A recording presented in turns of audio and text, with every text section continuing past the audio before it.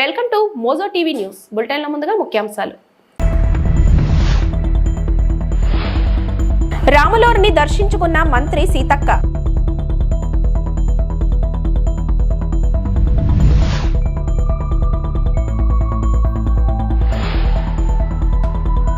మాజీ శాసనసభ్యులు కోనేరు కోనప్ప చేతుల మీదుగా ఛత్రపతి శివాజీ మహారాజ్ విగ్రహ ఆవిష్కరణ.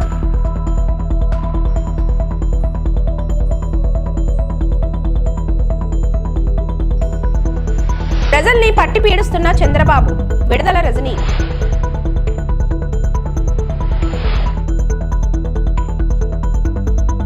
భారతదేశం యొక్క వ్యూహాత్మక దాడులపై రక్షణ మంత్రి రాజ్నాథ్ సింగ్ ధైర్యమైన సందేశాన్ని అందిస్తున్నారు.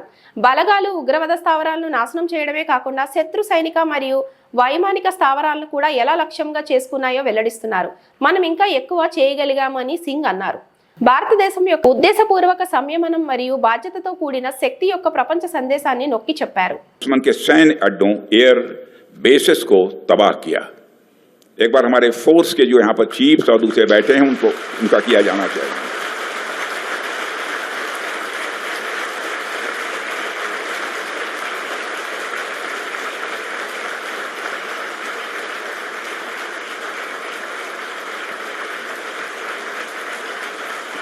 Thank you very much.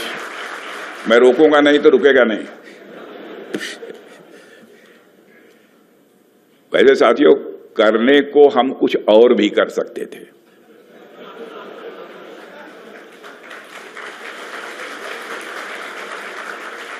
परंतु शक्ति के साथ संयम भी चाहिए.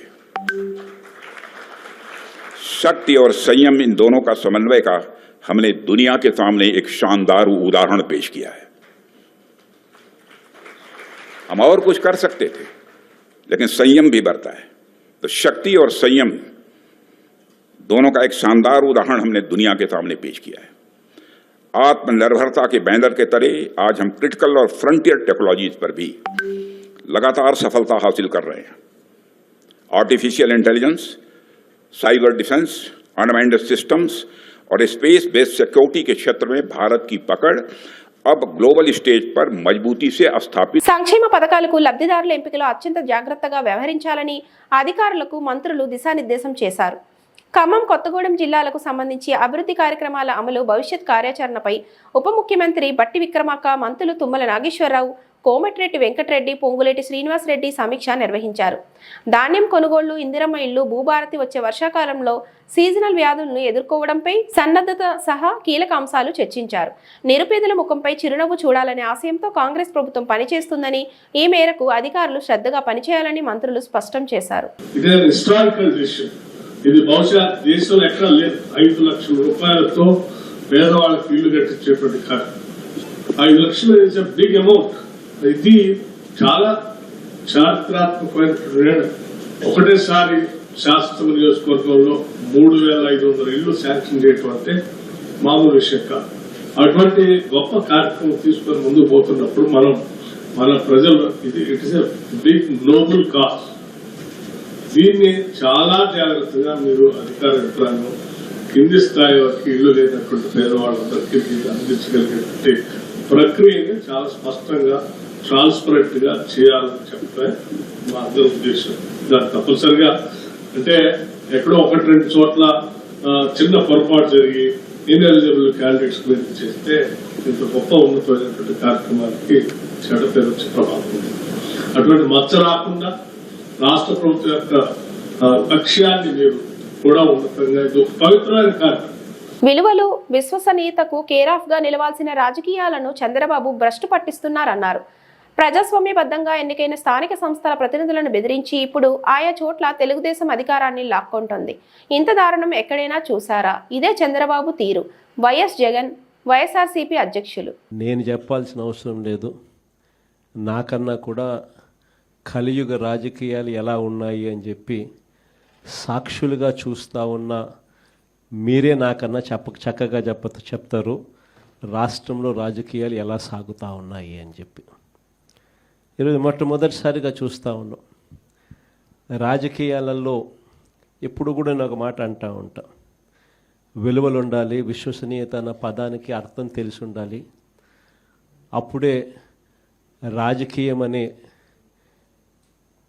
ఈ వ్యవస్థలో ఒక తులసి ముక్కలా మనం నిలబడతాము అని చెప్పి మొట్టమొదటిసారిగా ఈరోజు చూస్తూ ఉన్నాం. రాజకీయాలను భ్రష్టు పట్టిస్తూ ఉన్న పరిస్థితి ఎప్పుడైనా చూసాము అని అంటే అది చంద్రబాబు నాయుడు గారి పరిపాలనలో మాత్రమే ఇలా భ్రష్టు పట్టించే కార్యక్రమం జరుగుతుంది అని. ప్రజాస్వామ్య పద్ధతిలో ప్రజాస్వామ్యబద్ధంగా ఎన్నిక కాబడ్డ ఎంపీటీసీలను, జెడ్పీటీసీలను, కౌన్సిలర్లను ఇలా అనేక పదవుల్లో ఎన్నిక కాబడ్డ ఈ ప్రజాప్రతినిధులను ఈరోజు చంద్రబాబు నాయుడు గారు అనే వ్యక్తి తనకు బలం లేకపోయినా, తన పార్టీ గుర్తు మీద తాను గెలిపించుకునే పరిస్థితి తనకు లేకపోయినా, వేరే పార్టీ మీద గెలిచిన వ్యక్తులు వీళ్ళు అని తెలిసి ఉన్న, తానే ముఖ్యమంత్రిగా ఉన్నాడు, తానే ప్రజాస్వామ్యాన్ని పరిరక్షించాల్సిన బాధ్యతలో తానే ఉన్నాడు అన్న సంగతి కూడా తనకు తెలిసి ఉన్న, తానే దగ్గరుండి స్వయంగా ప్రజాస్వామ్యాన్ని ఖూనీ చేస్తూ ఉన్న పరిస్థితి ఈ రాష్ట్ర రాజకీయాలలో ఈరోజు జరుగుతూ ఉన్నాయంటే అది ఎంతటి దౌర్భాగ్యపు పాలన అని చెప్పడానికి వేరే ఉదాహరణ అవసరంలా. రాబోయే రోజుల్లో తెలుగుదేశం పార్టీ ఆధ్వర్యంలో రాష్ట్ర ప్రజలకు మరిన్ని సేవా కార్యక్రమాలు చేపట్టేందుకు ప్రణాళికలు చేస్తున్నట్లు తణుకు ఎమ్మెల్యే రాధాకృష్ణ చెప్పారు. కడపలో జరుగుతున్న మహానాడు కార్యక్రమంలో భాగంగా ఏర్పాట్లను పర్యవేక్షించిన ఆయన గురువారం మీడియాతో మాట్లాడారు. 3 రోజుల పాటు నిర్వహించిన తలపెట్టిన మహానాడు కార్యక్రమంలో భాగంగా మొదటి 2 రోజులు ప్రతినిధుల మహాసభ విజయవంతమైందని అన్నారు.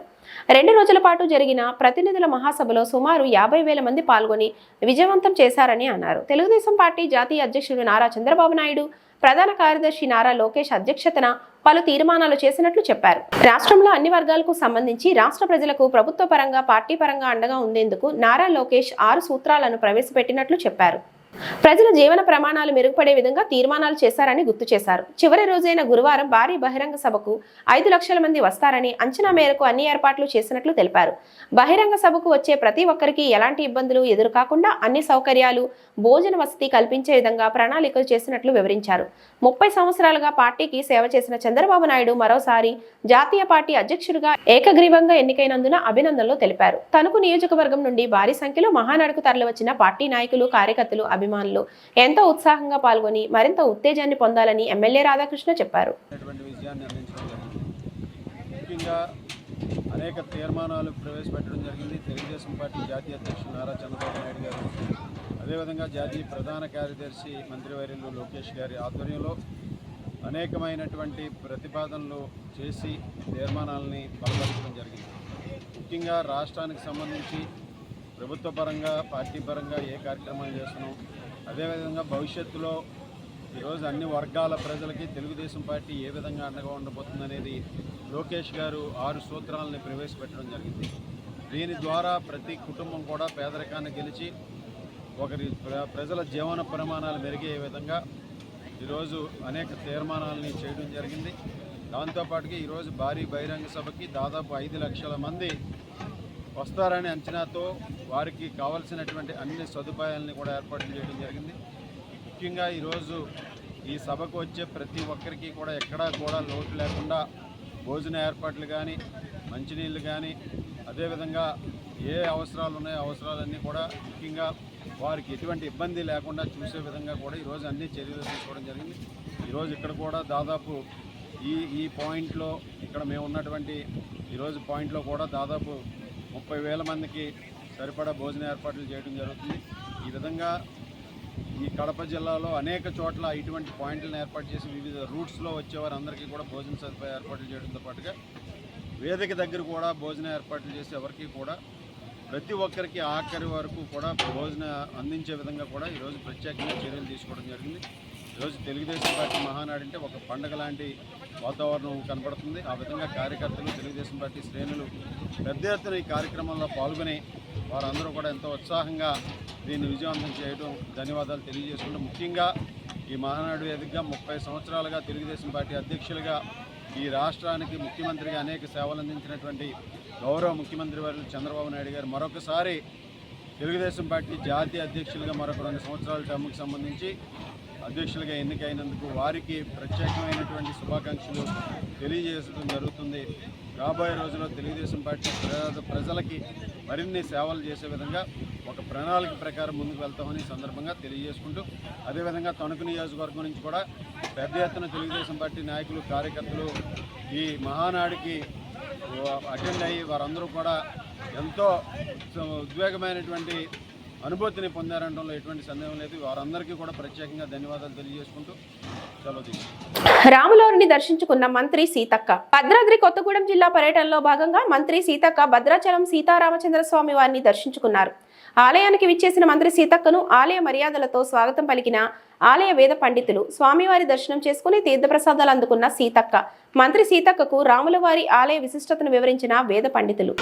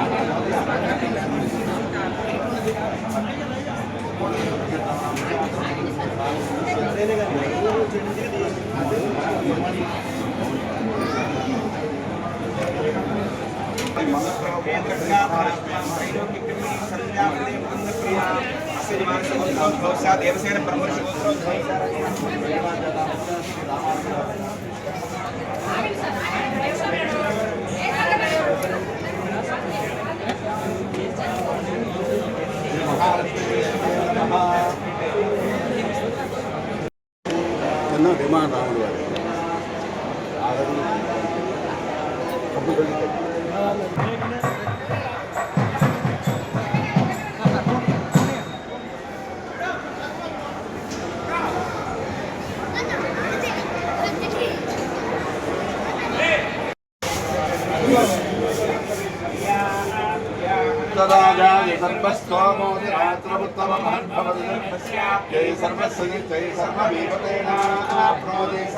వారి జయతే రేవతిస్యాః అనంతభోగో సులోకా సమస్య.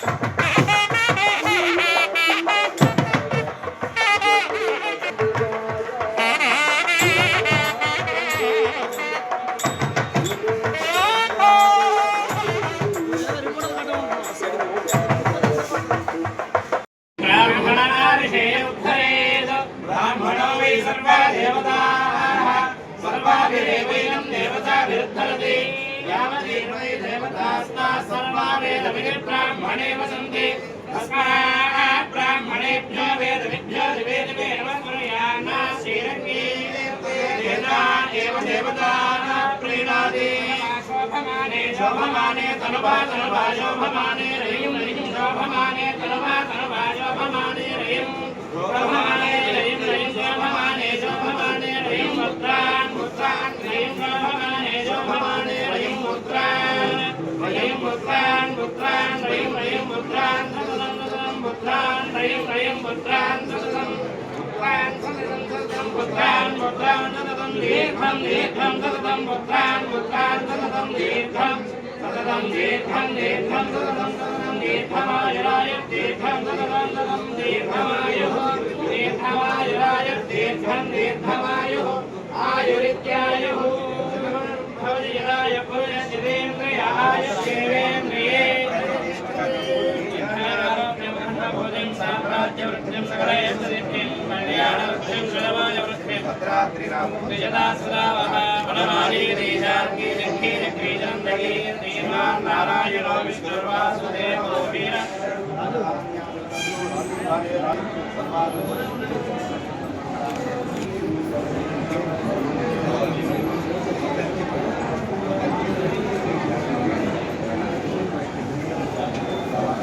ఇంజనీరింగ్ ఫీజులు పెంచొద్దు, బి కేటగిరీ సీట్లను కౌన్సిలింగ్ ద్వారానే భర్తీ చేయాలని, డొనేషన్లు తీసుకునే కాలేజీల యాజమాన్యాలపైన చర్యలు తీసుకోవాలని బీఆర్ఎస్వీ ఆధ్వర్యంలో మాసబ్ ట్యాంక్ ఉన్నత విద్యామండలి వద్ద నిరసన అనంతరం ఉన్నత విద్యామండలి చైర్మన్ బాలకృష్ణారెడ్డిని కలిసి వినతి పత్రం సమర్పించిన బీఆర్ఎస్వీ అధ్యక్షుడు గెల్లు శ్రీనివాస్ యాదవ్, ఉపాధ్యక్షుడు తుంగబాలు మరియు తదితరులు.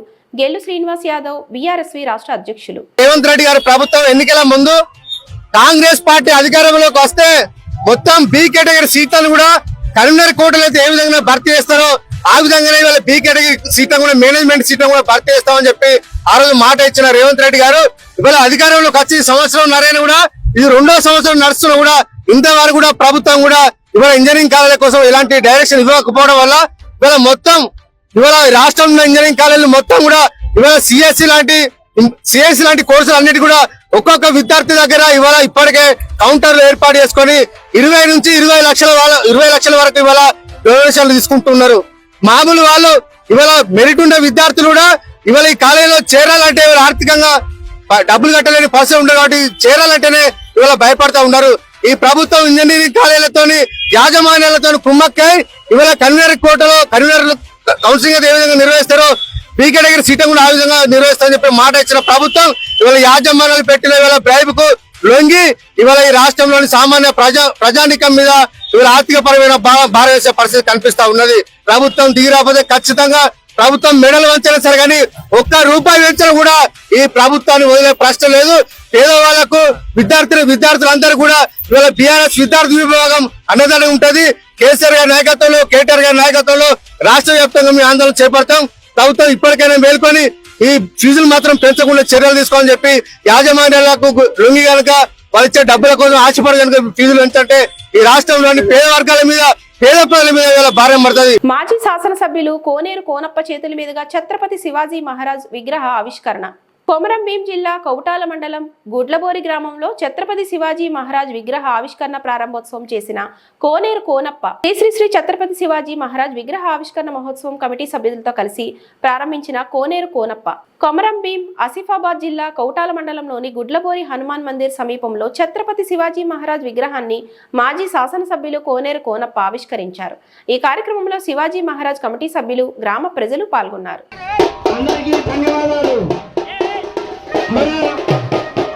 మాజీ శాసనసభ్యులు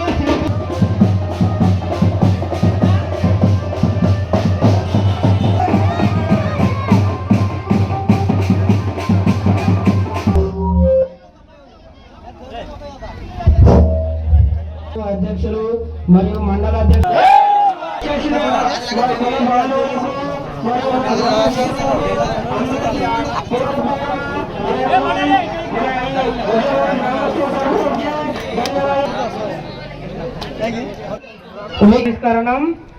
మన దానపల్లి దాదారాం గారిచే కార్యక్రమం జరుగుతుంది. దానపల్లి దాదారాం గారిచే జై భవానీ జై భవానీ. అందరూ జరిగింది.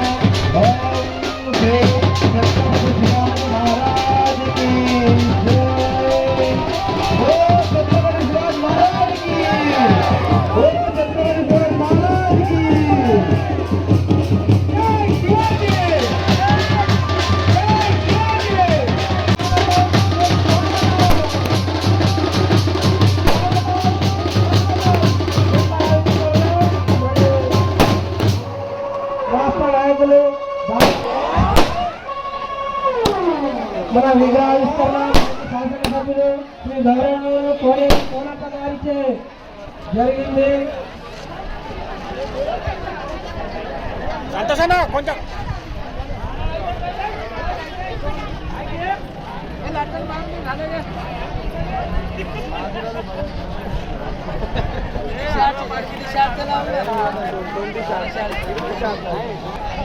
ఆర్యకుల సంఘం రాష్ట్ర ఉపాధ్యక్షులు మరియు వివిధ గ్రామాల నుంచి ముఖ్య అతిథిగా విచ్చేసిన గౌరవనీయులు శ్రీ నలులే వానపల్లి గారికి మరియు డబ్బుల నారాయణ. పశ్చిమ గోదావరి జిల్లా నర్సాపురంలో రాష్ట్ర స్థాయి చెస్ పోటీలు గత 8 సంవత్సరాల నుండి నులి శ్రీనివాస్ కుమారుడు జ్ఞాపకార్థంగా నిర్వహిస్తున్న చెస్ పోటీలకు విశేష స్పందన లభిస్తుందని, పోటీలకు జూనియర్ సీనియర్ లెవెల్స్ గా విభజించి నిర్వహించిన ఈ పోటీలకు సుమారు 400 మంది చెస్ క్రీడాకారులు పాల్గొన్నారు.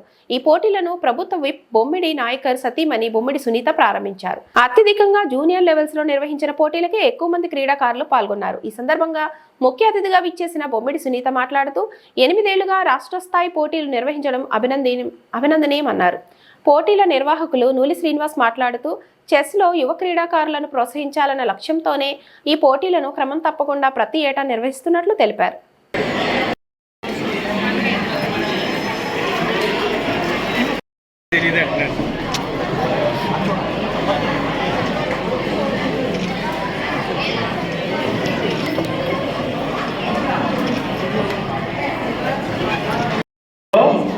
ఫస్ట్ రౌండ్ ఒకటే ఉంటుంది అయిపోయిందా?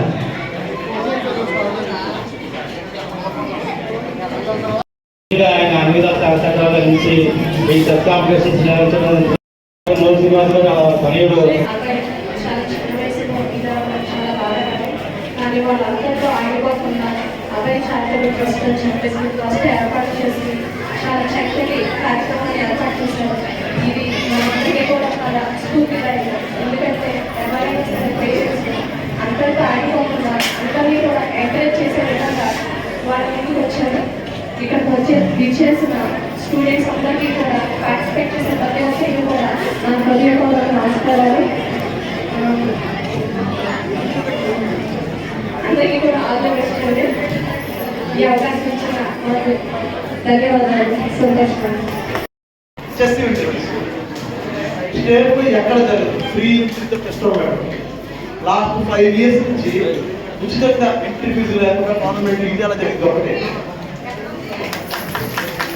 కోవిడ్ సమయంలో కూడా సాగు యాప్ రాకూడదని కోవిడ్ సమయంలో కూడా ఆన్లైన్లో కొనబెట్టారు. సో ప్రపంచం మొత్తం మీద మ్యాక్సిమం 2000 ఎంట్రీస్ అయితే ఆ 2000 ఎంట్రీస్ గ్రూప్ అయింది. దాంట్లో 15 members గ్రాండ్ మాస్టర్. సో మీకు తెలుసుంటుంది కోవిడ్ సమయంలో ఏపీసీ తరఫున మనం పబ్లిష్ ఆన్లైన్ టోర్నమెంట్ పెట్టాము. ఆ ఆన్లైన్ టోర్నమెంట్ కూడా ఈవెంట్ గ్రాండ్స్ ఇస్తాయి.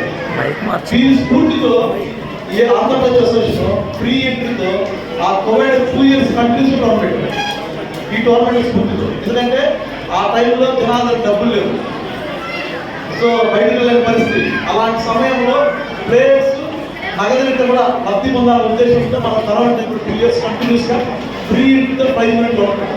ఆ టోర్నమెంట్ పెట్టడానికి కారణం కూడా ఈ వేదికే కారణం. లాస్ట్ 5 years నుంచి ఈ టోర్నమెంట్ రావాలని నేను చాలా ట్రై చేస్తున్నాను. కాబట్టి ఈ టోర్నమెంట్ సమ్మర్ హాలిడేస్ వస్తుంది. సో ఆంధ్రప్రదేశ్ తరఫున టోర్నమెంట్స్ కంటిన్యూ అవ్వడం వల్ల నేను రాలేకపోయాను, మన్నించండి. ఫస్ట్ టైం ఈవెంట్ నేను పాల్గొన్నాను.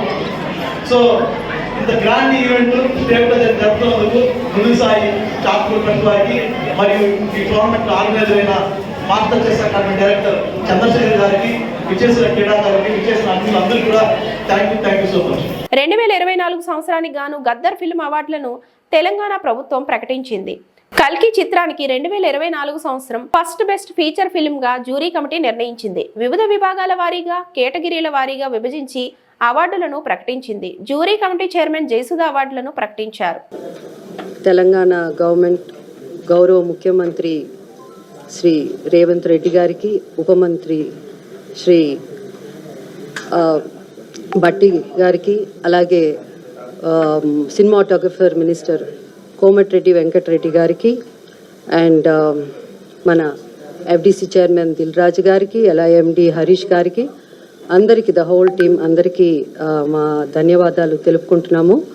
సో యాజ్ దిల్ రాజు గారు చెప్పారు, మళ్ళీ నేను అంతా రిపీట్ 14 years తర్వాత అవార్డ్స్ రావడం ఇక పెట్టడం అన్నది చాలా మాకు సంతోషం, especially as a movie industry తరఫున. ఎందుకంటే మాకు అవార్డ్సే పెద్ద ఒక boost, it's like a life for us అన్నమాట. సో చాలా చాలా సంతోషం. అండ్ దిల్ రాజు గారు చెప్పినట్టు మాకు గవర్నమెంట్ టోటల్ ఫ్రీడమ్ ఇచ్చింది, ఎలాంటి ఇంటర్ఫియరెన్స్ కానీ వీలైనంత వరకు we did our best. And time ఎక్కువ తీసుకోకుండా I would like to announce Gaddar Telangana film awards for the year 2024 goes to first best feature film Kalki